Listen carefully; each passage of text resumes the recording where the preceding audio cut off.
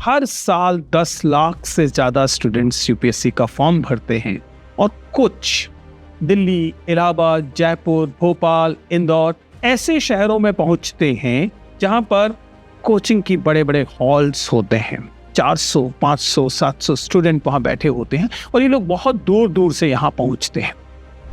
पिछले कुछ समय से तमाम सक्सेस स्टोरीज ने एक नई दुनिया खड़ी कर दी है, जिसमें इतना काफी है कि ये क्वालिफिकेशन की तरह हो गया है कि आप यूपीएससी कर रहे हैं। यूपीएससी करने का मतलब यूपीएससी की तैयारी करें। मैं टीचर हूं, मैं जानता हूं कि जैसे ही आपकी क्लास में 50 या 60 से ज्यादा विद्यार्थी होते हैं, उसके बाद आप क्लास नहीं पढ़, उसके बाद आप एक रैली में होते हैं, इसलिए कई बार आप कोचिंग में पढ़ रहे होते हैं, उस समय आप ज्ञान अर्जित नहीं कर रहे हो, आप कंटेंट कंज्यूम कर रहे हो। नहीं, इन दोनों में एक बड़ा अंतर है। नमस्ते दोस्त, प्लीज सिट डाउन में आपका स्वागत है। अभी हाल में प्रीलिम्स का रिजल्ट आया है और बहुत सारी सक्सेस स्टोरीज आप तक पहुंची होंगी, लेकिन मैं जैसा हमेशा करता हूं, मैं फेलियर स्टोरी से बात शुरू करता हूं। हमारे एक स्टूडेंट ने बहुत निराश होकर कहा कि सर, अगर मैं अपनी सुविधा को ज्यादा महत्व न देती तो 4 नंबर से मिस कर गया है, मेरा प्रीलिम्स क्लियर हो जाता। जबकि एक और कैंडिडेट्स का नाम बाय चांस शिवम है, उसने ये कहा कि मैंने लेक्चर्स को 4-4, 5-5 बार सुना, लेकिन किससे डाउट्स पूछे जाए कोई गुंजाइश ही नहीं थी। एक और कैंडिडेट थे अंकित, उनका कहना है कि जिस क्लास में 400-500 स्टूडेंट बैठे हों और टीचर आपका नाम भी ना जानता हो, ऐसे में ऑफलाइन क्लास भी ऑनलाइन क्लास की तरह ही हो जाती है। So there is no personal interaction even in the offline class. इसलिए आज हम इस वीडियो में उस अहम सवाल से जूझेंगे जो सवाल सबसे ज्यादा पूछा जाता है। सवाल ये कि सर, ऑनलाइन कोचिंग करूं या ऑफलाइन कोचिंग करूं? पहले ये सवाल नहीं पूछा जाता था। आप जानते हैं कि पिछले 20-22 सालों से मैं इस उद्योग को बहुत निकट से देख रहा हूं, और पहले कोचिंग का मतलब ही होता था ऑफलाइन।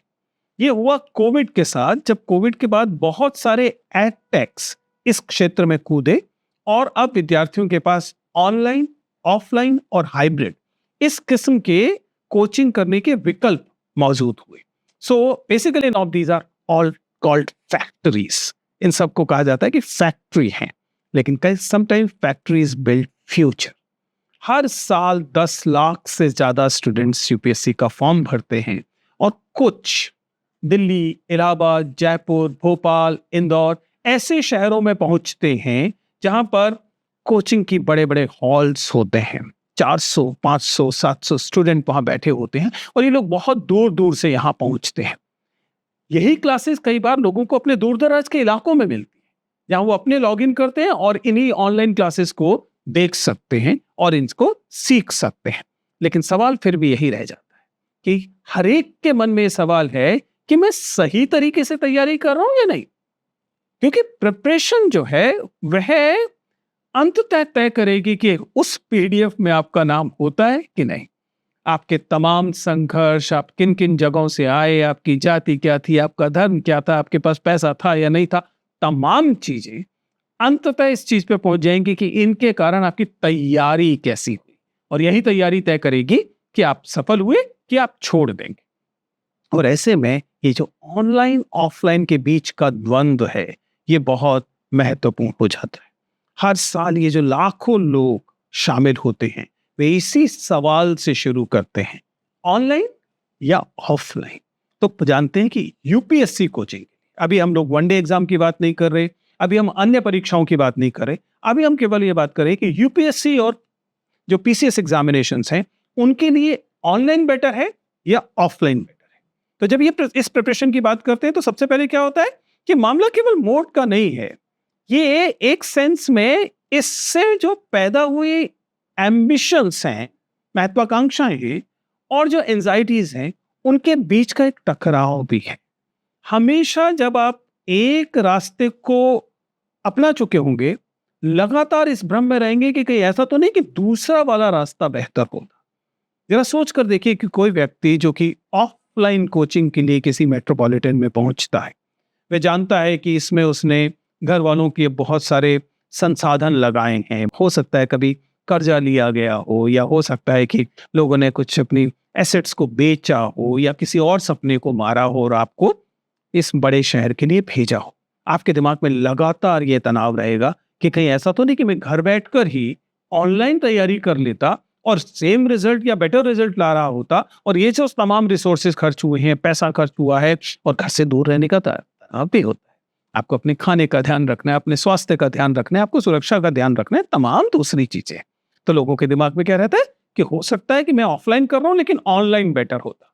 पर जैसा कहा जाता है कि थाली का लड्डू हमेशा दूसरे का अच्छा लगता है, जो लोग ऑनलाइन करते हैं उन्हें भी लगातार इसी किस्म के जो संशय हैं उनसे गुजरना पड़ता है। संशय क्या है? संशय ये कि कहीं ऐसा तो नहीं कि जो ऑफलाइन तैयारी है, जो बड़े शहरों में हो रही तैयारी है, उसका जो इकोसिस्टम है, वहां जो पीयर प्रेशर है, वहां पर जो एक दूसरे से सीखने की गुंजाइश है, वहां पर जो दोस्त और माहौल है, वह तैयारी के लिए बेहतर हो। क्योंकि यूपीएससी एग्जामिनेशन इतनी से भी गलती की गुंजाइश देता कहाँ है? It is considered mother of all exams. तो ऐसे में लगातार, क्योंकि ये केवल आपकी सिलेबस की जानकारी का टेस्ट नहीं है, आप जानते हैं it's a test of character. आप इस तनाव को कितना बेहतर तरीके से हैंडल कर पाए, आप ए तरीके से होते या बी तरीके से होते, इससे कितना फर्क पड़ा। और जाहिर है कि फिर जैसा मैं हमेशा कहता हूं कि आपके प्रिविलेजेस क्या हैं, आपके डेप्रिवेशंस क्या हैं, आपके अभाव क्या हैं और आपके प्रिविलेजेस क्या हैं, आप कैसी पृष्ठभूमि से आते हैं, तमाम चीजें मैटर करती हैं और इस एग्जाम को क्वालिफाई कर। लेकिन सच्चाई क्या है? सच्चाई ये है कि इस एग्जाम में तमाम चीजें मैटर करेंगी, इसलिए आपको केवल अपने नॉलेज को नहीं देखना, अपनी स्टेबिलिटी को, स्थिरता को भी देखना है। आप जिस माध्यम में गए वह माध्यम आपके लिए सूट कर रहा था या नहीं कर रहा था, यह इस बात पर भी निर्भर करता है कि जिस माध्यम में गए उसमें आप टिके रह पा रहे हैं अगले 2 साल तक, 2.5 साल तक या नहीं, स्टेबिलिटी बनी हुई है कि नहीं। क्योंकि समझिए, पिछले कुछ समय से तमाम सक्सेस स्टोरीज ने एक नई दुनिया खड़ी कर दी है, जिसमें इतना काफी है कि ये क्वालिफिकेशन की तरह हो गया है कि आप यूपीएससी कर रहे हैं। यूपीएससी करने का मतलब यूपीएससी की तैयारी करना। कोई पूछेगा कि बेटा क्या कर रहे हो, आप कहेंगे यूपीएससी कर रहा हूं। इसके अलावा आपको किसी एक्सप्लेनेशन की जरूरत नहीं है। मानो यही अपने आप में क्वालिफिकेशन है, मानो यही अपने आप में कोई तमगा है। आपका बेटा कलेक्टर बनना चाहता है, मानो यही पर्याप्त है। अब इस कारण जाहिर है कि ये कोचिंग वाला सवाल हर एक के मन में आएगा, क्योंकि यूपीएससी की तैयारी अपने आप में अब एक आइडेंटिटी मार्कर हो गया है। Sometime it is even a fantasy. कई लोग जिनको इस बात का यकीन होता है कि उनका सिलेक्शन नहीं होगा, वे भी इस दौड़ में शामिल रहते हैं। इस पर हमने पहले भी कई बार बात की, उसे देखिए। खैर, फिर से इस बात को समझते हैं, और ये एक सामाजिक बात है। जब हम किसी एग्जामिनेशन को, खासतौर से यूपीएससी जैसे एग्जामिनेशन की बात करते हैं, तो इसका संबंध किससे होता है? इसका संबंध सोशल मोबिलिटी से होता है। मैंने तमाम वीडियोस में, ऑफलाइन बातचीत में इस बात को बार बार दोहराया है कि चूंकि हमारे समाज में सोशल मोबिलिटी के मार्कर, सोशल मोबिलिटी के टूल्स कम होते जा रहे हैं, ये गुंजाइशें कम होती जा रही हैं कि आप अपने से पिछली पीढ़ी, अपने माता पिता की जो पीढ़ी थी, उससे बेहतर कर सकें, which is basically social mobility. इस वजह से जो थोड़े बहुत ऐसे अवसर हैं, उनमें प्रतियोगिताएं बहुत बढ़ गई। पहले बहुत सरल बात होती थी, हमारी पीढ़ी में इस बात को मान ही लिया जाता था कि अगर बच्चों को ठीक ठाक पढ़ाई लिखाई करा दिए तो वो अपने माता पिता से कुछ बेहतर कर लेंगे। अब इस बात की गारंटी नहीं रही, क्योंकि हमारे सोशल मोबिलिटी मार्कर्स दरअसल नेगेटिव हो गए। खैर, anyway, coming back to the basic question कि वास्तव में आप जब अगर यूपीएससी या सिविल सर्विसेज की कोचिंग करते हैं, तो वह कोचिंग आपको ऑनलाइन करनी चाहिए या ऑफलाइन करनी चाहिए। ऑफलाइन कोचिंग ऐतिहासिक तौर पर दिल्ली, हैदराबाद, इलाहाबाद जैसे जो पुराने इंस्टीट्यूशंस रहे, पूरे पुराने शहर रहे, जहां बहुत सारे सिविल सर्वेंट्स को ने सफलता पाई, वो एक केंद्र की तरह बन गए। और अभी हाल फिलहाल तक, यानी जब तक कोविड ने चोट की है, तब तक यूपीएससी की तैयारी का मतलब यही था कि इन शहरों में जाएं, कोचिंग पूरी करें और इसके बाद आपके सिलेक्शन होने की गुंजाइश बन। कोविड ने क्या किया? कोविड ने इसको एक उद्योग में कन्वर्ट किया।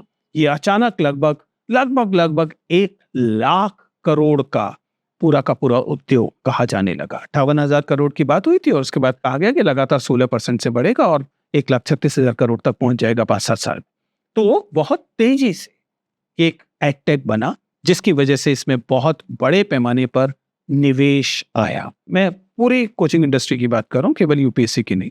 और इस निवेश की वजह से ऐसे एडटेक सामने आए जिन एडटेक्स ने ऑनलाइन वीडियो को, और जाहिर है कि चूंकि इंटरनेट की पेंट्रेशन बढ़ी, इंटरनेट की स्पीड बढ़ी, इसलिए लोगों को लगने लगा कि नहीं, अब ऑनलाइन भी ये काम किया जा सकता है, ये ज्यादा किफायती होगा, इसके लिए लोगों को मूवमेंट की जरूरत कम पड़ेगी।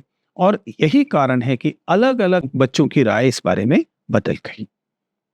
यार ऐसे समझने की कोशिश करते हैं, जब आप ऑफलाइन कोचिंग करते हैं तो आपको क्या क्या चाहिए होता है। तमाम संसाधन चाहिए, जिस शहर में आप जाएंगे उस शहर में रहने की जगह चाहिए, सुरक्षा चाहिए। मान लीजिए आप एक छात्रा हैं, आपके पेरेंट्स आपको भेजना नहीं चाहेंगे, इस वजह से आप लोग क्या करते हैं, आप इसको लिए ऑनलाइन खोजने की कोशिश करते हैं। और जब ऑनलाइन आप करते हैं तब आपको रियलाइज होता है कि शायद एक इकोसिस्टम गायब हो रहा है। तो ऑनलाइन या ऑफलाइन, क्या ये सही सवाल है? सच्चाई ये है कि शायद ये गलत सवाल है। सवाल ये नहीं है कि ऑनलाइन बेहतर है या ऑफलाइन, सवाल ये है कि आपको किस चीज की जरूरत है कि आप गिव अप ना करें। आप ऑनलाइन में कंसिस्टेंटली 2.5 साल 3 साल दे सकते हैं, या इसके लिए आपको ऑफलाइन की जरूरत पड़ती है। ऑनलाइन आपको फ्लेक्सिबिलिटी देता है, ऑनलाइन आपको क्लासेस को बार बार दोहराने की गुंजाइश देता है, ऑनलाइन आपको अपने समय से सीखने की गुंजाइश देता है, ऑनलाइन आपको घर का कंफर्ट भी देता है, क्योंकि आपको माताजी के हाथ का खाना मिल सकता है, आपको पिताजी का बार बार जो प्रोत्साहन है वो मिल सकता है, वही पुराने दोस्त मिल सकते हैं जिनके साथ आप थोड़ा सा ब्रेक लेना चाहें तो जा सकते हैं। तो ऑनलाइन आपको फ्लेक्सिबिलिटी देता है, और ऑफलाइन आपको क्या देता है? ऑफलाइन आपको एक माहौल देता है, एक इकोसिस्टम देता है, आपको आसानी से उपलब्ध मटेरियल देता है, जो कि एक पूरी की पूरी इंडस्ट्री में होता है।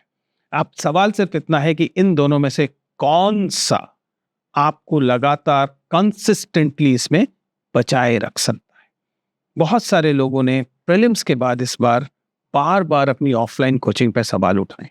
उन्होंने ये भी कहा कि सर, ऑफलाइन कोचिंग ऑफलाइन है, एक क्लासरूम जिसमें 500 या 700 लोग हैं। मैं टीचर हूं, मैं जानता हूं कि जैसे ही आपकी क्लास में 50 या 60 से ज्यादा विद्यार्थी होते हैं, उसके बाद आप क्लास नहीं पढ़ा रहे, उसके बाद आप एक रैली में होते हैं, उसके बाद आप एक विद्यार्थियों के समूह को समझिए कि पब्लिक स्पीकिंग कर रहे होते हैं। और इसलिए आप पाएंगे कि जो अच्छी पब्लिक स्पीकिंग करने वाले टीचर्स हैं, उनकी छवि अचानक इस बात में बहुत चमकी है, लोग उनसे पसंद करने लगे, क्योंकि ultimately that classroom which has 500-600 students is basically not a classroom. वो क्या हो जाता है, उसमें तो पीछे बैठे वाले बच्चे दरअसल स्क्रीन पर ही वह क्लास देख रहे होते हैं। अगर आप क्लास स्क्रीन पर ही देख रहे हैं, जाहिर है कि आपका नाम आपके शिक्षक नहीं जानते हैं, वो आपसे नहीं पूछ सकते, आप उनसे सवाल नहीं पूछ सकते, आप उनसे कोई क्वेश्चन नहीं दे सकते। आपको फिर एक पीछे से एक पर्ची लिखकर भेजनी पड़ेगी, और वो पर्ची शायद ली जाएगी या नहीं ली जाएगी। लगभग ऐसा तो आप ऑनलाइन में भी कर सकते हैं, स्क्रीन पर देखते हैं और कमेंट्स में आप अपना सवाल उठा सकते हैं। इसलिए ऑनलाइन और ऑफलाइन के बीच का अंतराल हाल के समय में बहुत तेजी से कम हुआ है। दरअसल ऑनलाइन और ऑफलाइन के बीच का अंतर काफी कम हुआ है। तो कुल मिलाकर जो सच्चाई है वो ये है कि उत्तर बाहर नहीं है, उत्तर के लिए आपको अपनी तरह अंदर देखना पड़ेगा, आपके लिए सबसे सुटेबल क्या है। और एक बार आपकी स्ट्रेटेजी के हिसाब से आपने जो तय कर लिया, उसमें स्टिक करने की आपकी गुंजाइश कितनी है। ऑनलाइन चुनिए अगर आपको सॉलिट्यूड से परेशानी नहीं, एकांत आपको पसंद है, आप अकेले, मान लीजिए कोई कोर्स है, वह 1 साल का कोर्स है जिसमें आप हर सप्ताह मान लेते हैं 10 घंटे दे रहे हैं, तो 10 घंटे गुना 52, 520 घंटे स्क्रीन पर पढ़ने का एकांत, इसमें आप सरवाइव कर सकते हैं तो ऑनलाइन चुनिए। अगर आपको फ्लेक्सिबिलिटी की जरूरत है, ऑनलाइन चुनिए। अगर आपके पास संसाधनों की कमी है लेकिन इंटरनेट की स्पीड ठीक ठाक उपलब्ध है, ऑनलाइन चुनिए। आप ऐसे में ऑनलाइन चुन सकते हैं। बेसिक स्ट्रक्चर आपको समझ में आना चाहिए और अपने आप को मोटिवेट कर सकने की क्षमता, आपका मोटिवेशन एक्सटर्नल फैक्टर्स पर नहीं होना चाहिए। लेकिन अगर आप ऑफलाइन के व्यक्ति हैं तो इसका मतलब क्या है कि आपको एक एडिशनल प्रेशर की, पीयर प्रेशर की जरूरत पड़ती है डिसिप्लिन के लिए, रूटीन के लिए। ऐसे में ऑफलाइन आपको ज्यादा सूट करता है। आप फेस टू फेस इंटरेक्शन के लिए तैयार हैं, आपके अंदर वह अर्ज है कि आप बोलें और सवाल पूछें, तो आपको शायद ऑफलाइन का आप चांस ले सकते हैं, बशर्ते वो ऑफलाइन 500-700 स्टूडेंट्स वाला ऑफलाइन ना हो। और आपको उसी समय रियल टाइम फीडबैक चाहिए होता है, डेफर नहीं चाहिए होता है, आपको एक लैग नहीं चाहिए। आपके मन में सवाल आया और आपको उसी समय उत्तर चाहिए, और आपको ऐसा ऑफलाइन अगर मान लीजिए कोई कोचिंग मिल रही है तो आपको वह लेनी चाहिए। Then obviously whether you can afford it और नॉट, आपके पास उतने संसाधन हैं कि नहीं कि आप शहर बदल सकें, उस शहर में जा सकें जिस शहर में यह कोचिंग्स उपलब्ध है, तो उसे आपको देखना पड़ेगा। हमारे सीखने का जो सवाल है वह केवल यह सवाल नहीं है कि हमें क्या उपलब्ध है, हमारे सीखने का सवाल यह भी है कि हम क्या हैं। क्योंकि मैं बार बार कहता रहा हूं कि आपकी सोशल कैटेगरी, आप स्त्री हैं कि पुरुष, आप हिंदी भाषी हैं कि अंग्रेजी भाषी, आप हिंदी स्कूल से पढ़कर आए हैं या स्थानीय भाषाओं के स्कूल से पढ़कर आए हैं या अंग्रेजी माध्यम से पढ़कर आए हैं, आपके पास संसाधनों की स्थिति क्या है, आपके माता पिता क्या करते हैं, उनकी जाति क्या है, उनका धर्म क्या है, ये तमाम श्रेणियां भी निर्धारित करती हैं कि आपको कौन सा शिक्षण अधिगम जो प्रक्रिया है, कौन सी शिक्षण अधिगम प्रक्रिया आपके लिए ज्यादा सूटेबल होगी। इसलिए सिर्फ इस आधार पर फैसला कतई मत लीजिए कि अन्य क्या फैसला ले रहे हैं, क्योंकि आप अन्य नहीं हैं। इस आधार पर भी फैसला मत कीजिए कि किन लोगों ने किन विज्ञापनों को देखकर निर्णय लिए हैं। अपने फैसले स्वतंत्र तौर पर कीजिए, स्वयं कीजिए। एक प्रसिद्ध कविता में कहा गया कि अमुक अमुक अमुक लोग शामिल थे और बाकी सब इत्यादि थे। अगर आप एक भीड़ में इत्यादि बनना चाहते हैं तो अलग बात है, अन्यथा स्वयं को जानिए, अपने प्रिविलेजेस को पहचानिए, अपने डेप्रिवेशंस को गिनिए और उनके आधार पर तय कीजिए कि आपके लिए कौन सा रास्ता बेहतर है। तो बेसिकली ऑनलाइन और ऑफलाइन का जो द्वंद्व है, यह द्वंद्व बाहरी द्वंद्व कम है, आंतरिक ज्यादा है। यह भी समझिएगा कि हाल फिलहाल के समय में जो बड़े पैमाने पर सक्सेस स्टोरीज का बाजार खड़ा हुआ है, वह ऑनलाइन जो हमारा सोशल मीडिया है उसने खड़ा किया है। उसने आपको वह रील्स दिखाई हैं, उसने आपको वह शॉर्ट्स दिखाए हैं, वह वीडियोस दिखाए हैं जो आप में सपने के बीज बोते हैं और आपको यह अनुमान देने की कोशिश करते हैं कि नहीं, आप भी यह कर सकते हैं। ये ऑनलाइन द्वारा पैदा किए गए बीज अधिकांश मामलों में है। इसलिए कई बार आप कोचिंग में पढ़ रहे होते हैं, उस समय आप ज्ञान अर्जित नहीं कर रहे होते, आप कंटेंट कंज्यूम कर रहे होते हैं। इन दोनों में एक बड़ा अंतर है। जब आप केवल कंटेंट के कंज्यूमर हैं, आप कंटेंट का उपभोग मात्र कर रहे हैं, तब आप एक सिंक हैं जो लगातार इन चीजों को एब्जॉर्ब कर रही है।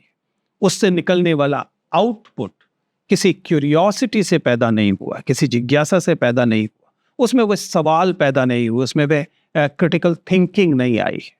सो if you are just a sink, then please understand decision पहले ही हो चुका है। आप पहले ही इस ऑनलाइन के कंज्यूमर मात्र हैं।